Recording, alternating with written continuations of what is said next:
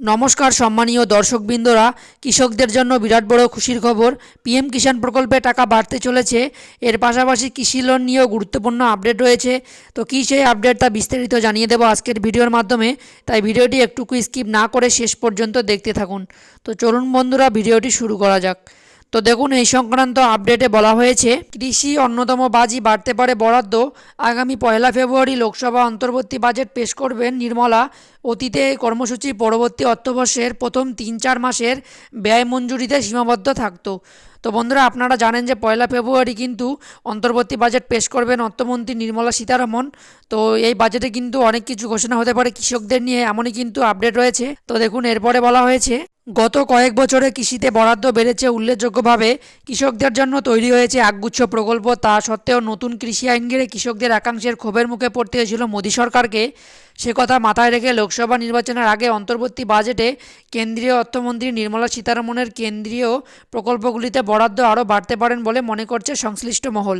তো বন্ধুরা, দেখতে পাচ্ছেন আগামী 1 ফেব্রুয়ারি যে অন্তর্বর্তী বাজেটটা পেশ করবেন, সেখানে কিন্তু যে কৃষকদের নিয়ে যে প্রকল্পগুলি রয়েছে, সেই প্রকল্পগুলির বরাদ্দ কিন্তু বাড়তে চলেছে, এমনটাই কিন্তু আপডেট রয়েছে সংশ্লিষ্ট মহলের।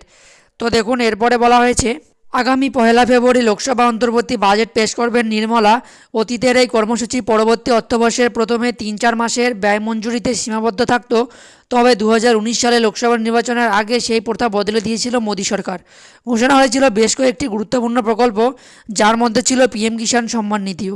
আর এবার সামগ্রিক কৃষিক্ষেত্রেও যথেষ্ট চাপে। অনিয়মিত বর্ষার জন্য চাষাবাসে বেশ ক্ষতি হয়েছে। গত বছর এই ক্ষেত্রে বৃদ্ধির হার 4% হলেও 2023-24 অর্থবর্ষে তা 1.8% নামতে পারে বলে জানাচ্ছে খোদ সরকারের অনুমান। পিএম কিষাণ সম্মান নিধিতে জমির মালিক ছোট কৃষকদের বছরে 6,000 টাকা অনুদান দেওয়া হয়।